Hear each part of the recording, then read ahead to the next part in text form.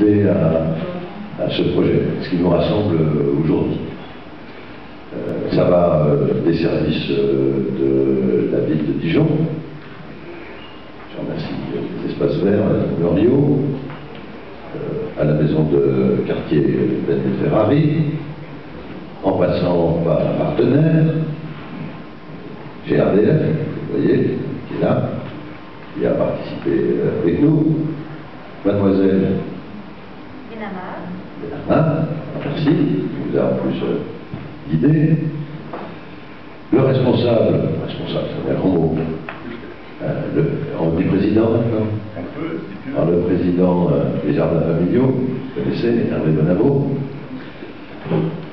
Laurent Guillaume, bon, je ne me présente pas. Non, je ne me présente pas, hein, vous êtes d'accord.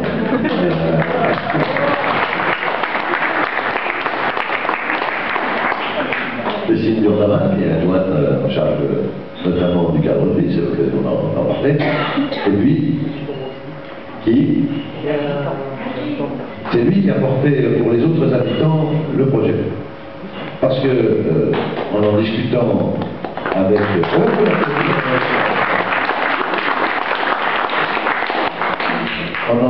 avec tout à l'heure avec Cécile Durnarin, ce type de projet ne peut marcher, ne peut réussir que si à la base il y a une volonté des habitants.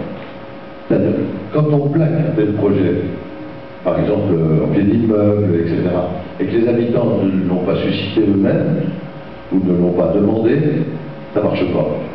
Donc ici, ce qui est très intéressant, c'est pas nouveau à la Fontaine-Douche, c'est que les habitants, c'est dans le cadre du contrat de quartier, ils se prennent en main leur propre projet, et après, nous, quand je dis nous, la municipalité, et les partenaires, quand il y en a, tant mieux quand il y en a d'ailleurs, on peut les accompagner. Et c'est exactement ce qui s'est passé ici, puisque c'est la première réalisation du contrat de quartier. Il a fallu 6 mois, disait Laurent, c'est ça à peu près. Hein? Bon, il faut que l'idée naisse, il faut qu'elle avance, il faut qu'elle soit portée, il faut qu'elle soit partagée. C'est à peu près ça. 1 an. Vous voyez? C'est intéressant de voir, parce que quand la municipalité lance elle-même des projets, on se dit, ça ne va pas assez vite. Mais même quand les habitants portent des projets, ça va plus vite. Donc il faut du temps. Mais finalement, ce temps, il a été mis, il a été utilisé à bon escient, puisqu'il a permis de mobiliser et de faire émerger ce projet. Alors, le projet lui-même, il est mené en collaboration, bien évidemment, avec le quartier, je l'ai dit, aussi avec le centre social de la Fontaine-Douche, hein, et puis la Fédération nationale des jardins familiaux. J'ai oublié quelque chose, des collectifs. C'est forcément collectif, j'ai dit les espaces verts, etc., etc. 62 parcelles, vous avez vu, de 2,25 m. Vous savez mieux que moi. 62 parcelles de 2,25 m ont été aménagées. Il reste, Madame Nordu le disait, à aménager ce qu'on appelle l'espace convivial. Donc planter des arbres, sûrement. Hein? Donc il y aura des arbres, un arbre. Ah bon, pardon. Et les fruitiers dont on va parler, on plantera à la Sainte-Catherine, voilà, bien. Et puis la mise à disposition de, alors, ils ont été mis à disposition de 33 personnes, voilà, qui habitent le quartier et qui sont inscrites pour en bénéficier. Alors, chaque personne, il paraît que ça a été vraiment défini précisément. Une personne seule égale une parcelle, voilà. Un couple ou un couple avec enfants, 2 parcelles. Un couple avec 2 enfants, 3 parcelles. C'est assez simple finalement. C'est ainsi que ça a été décidé. Et puis 2 parcelles ont été attribuées à l'accueil jeune de la maison de quartier. Ça c'est bien aussi pour permettre l'accessibilité.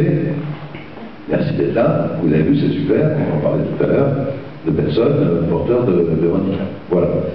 Et donc on a là quelque chose qui est tout à fait innovant, intéressant, et par-delà l'aspect environnemental, moi ce que je note surtout, c'est que ça crée du lien social, ça crée du lien entre, surtout quand c'est porté par les habitants eux-mêmes, ça crée du lien entre les habitants, ça leur permet de se réapproprier une partie de leur cadre de vie, Et puis, je suis sûr que ça va faire des petits. Sûrement, l'idée, elle va se répandre dans la vie. Après, il faudra trouver des lieux, ça va être une autre histoire.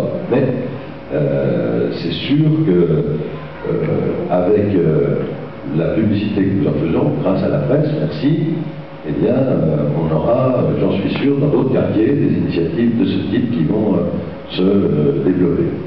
Alors, ce projet, bon, vous avez vu, je ne vais pas vous parler des carrés, vous les connaissez. Simplement, on me dit que cette méthode permet de cultiver les fruits et légumes en fonction de la consommation réelle de chaque jardinier. Ça, je ne suis pas assez spécialiste pour le dire. Et ce type de potager demande moins qu'un jardin potager classique. Donc 2 heures par semaine suffisent pour entretenir quelques jardins en carré. C'est très intéressant à savoir.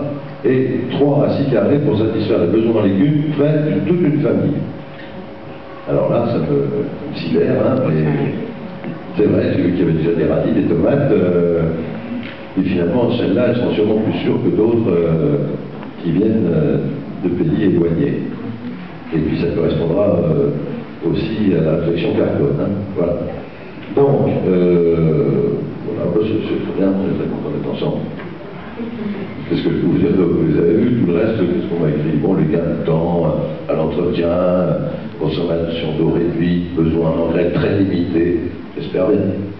Et puis, protection de l'environnement, ça correspond tout à fait à ce qu'on porte les uns les autres au niveau de la municipalité. Pour le réussir, ce type de projet, il doit avoir l'assentiment au début et il doit être porté par les habitants eux-mêmes. Donc on est très content d'être là, tous ensemble, réunis. Voilà, après je pense qu'on aura un peu d'animation, ce qu'on m'a dit, ici quand on est ici, il y a de l'animation. Avant, je vais demander à Hervé de Bonavo de nous dire un petit mot sur les jardins familiaux et collectifs, nous expliquer comment ça marche. Il y en a de l'autre côté du canal, non? Ouais. Et puis remercier GRDF de son partenariat. Et puis on écoutera un petit poème, je crois. Hein, c'est dans cet ordre-là que ça va se faire. Alors Hervé, si tu veux nous dire un petit mot, vous expliquer.